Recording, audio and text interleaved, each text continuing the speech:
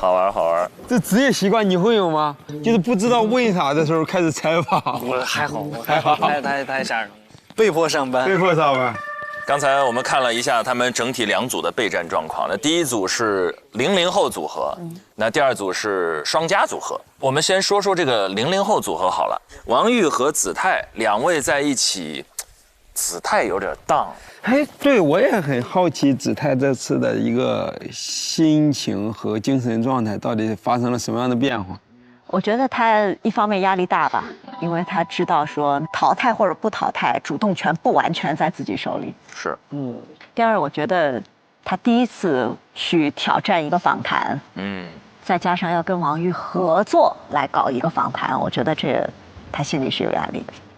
是因为王玉比较强，还是说王玉在风格上、在合作上？你看他什么时候荡下来的？就王玉在不断的输出说，我觉得我可以问这个，可以问这个，可以问这个，就荡下来。我们需不需要设立一些比较固定的环节？他在他们这个班里面的竞争当中，他对于我们这种职场的有没有什么建议？老师，我突然想到一个提问技巧，就比如说问他，而且他之前做功课的时候，好像也是屡屡受挫。上网一查，发现没什么可以查的内容。那结果一见面，鲁豫老师哒一大串下来，他就觉得，哎呦，确实这些其实我刚才本应想到，但是现在好像落入下风，心理压力也很大。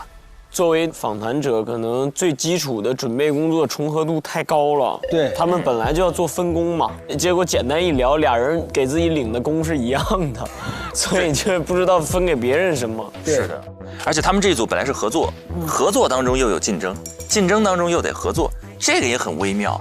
哎，你当时在接受采访的时候，你有感受到他们2个合作的时候又有那种竞争的感觉吗？没有，其实咱马上就能看到，我觉得他俩配合的非常好。我呀，还是小看我们剪辑师了吧？竟然敢说没有，一会儿这个眼神里的交锋啊，字幕一配，对 BGM 一上，他要是当着我跟邓克面，他俩干起来，我俩得傻了。这怎么弄啊？这他们俩干起来。刚刚王一给我，你怎么能这么问呢？这个问题问的也太差了吧？应该这么问。来，让我们换一个角度，然后变成我俩在那打圆场，我觉得这个问题还可以。其实所有的职场，它不是都是又是合作又是竞争嘛？因为你想，任何的那个事情都会一个小组合作去完成嘛。然后你升职加薪不就少数人嘛？所以在这个意义上，你们就是对手。所以它符合所有的职场的所有环境嘛。职场的本质。对啊。你还别说，咱们 offer 节目的本质也是这样。对啊。每一季不都是所有人进来合作，但是为那最后1或2个 offer 名额。只不过他们更显性化。对，在这个较短的时间里爆发出来。这是刚才是00后组合我们的观感啊，接下来还有另一组是我们的雨佳和佳宁双家组合。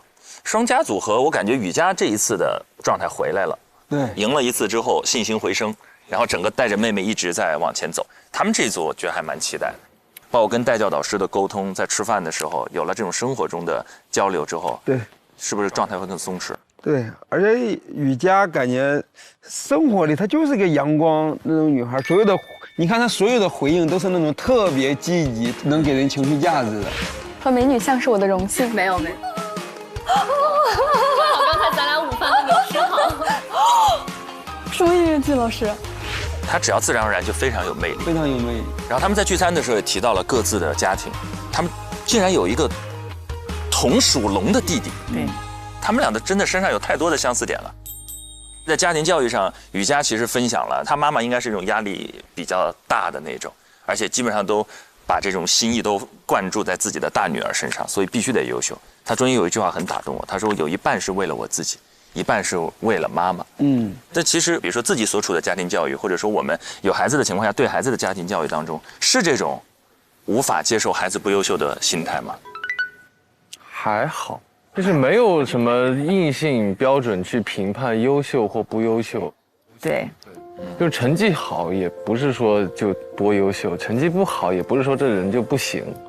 读书的时候肯定会对成绩有一些要求嘛，就肯定不是希望我这个成绩特别烂的一个学生，但是也没有说啊要求我一定要考到班里第几名，学校第几名，只要我每一次考试有一些进步，哎，就会给我一些鼓励啊。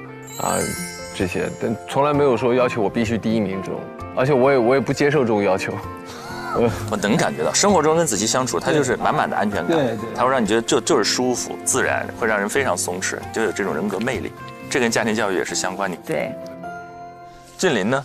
我属于那种放养型的，就我妈他们从小也管过我吧。小学1、2年级的时候，一定要我在那个沙发旁边写作业。沙发旁边，对，就是客厅，然后他给我安了一个那种小课桌。对，那你在沙发旁边，他们看电视。哦，就是给你增加这种分心的小挑战。然后我的成绩就越来越不好了。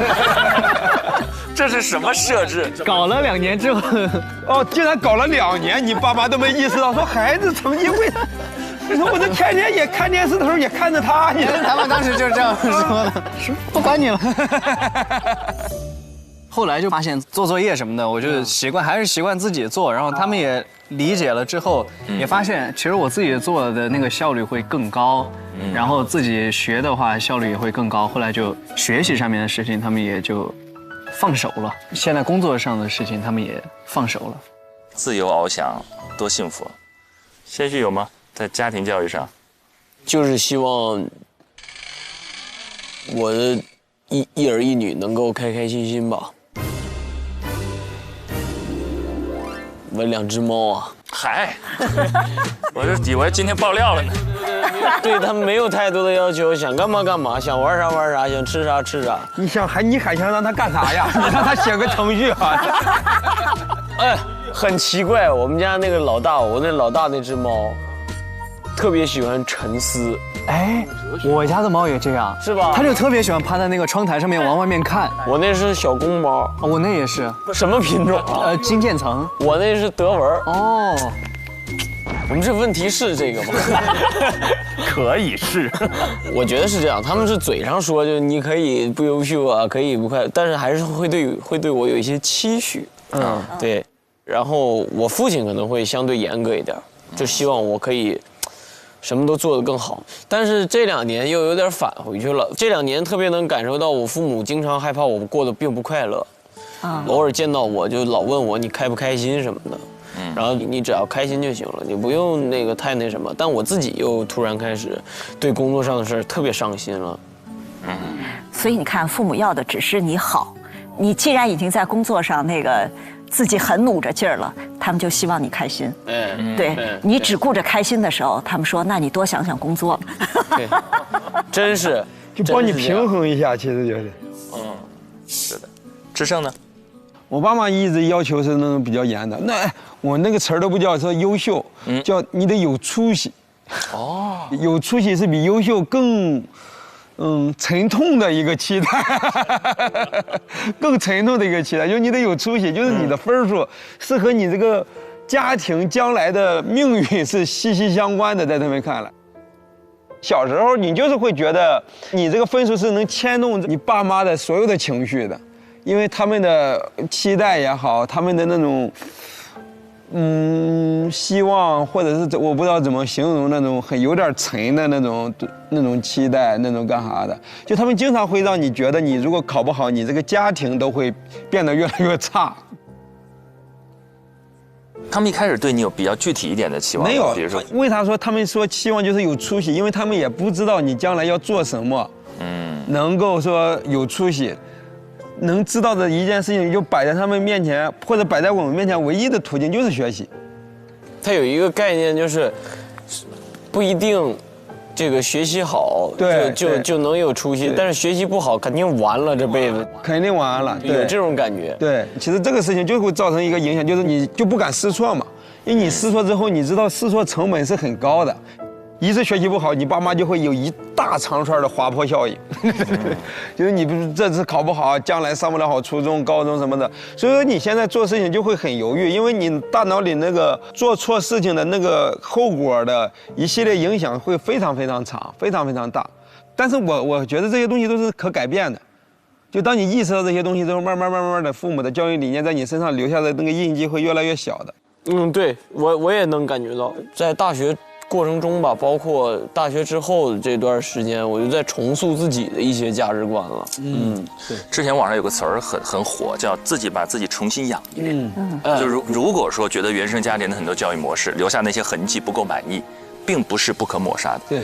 你完全可以把自己当做自己的父母，把自己的心理从小再养一遍，然后培育出新的品质。我觉得这个是很好的习惯。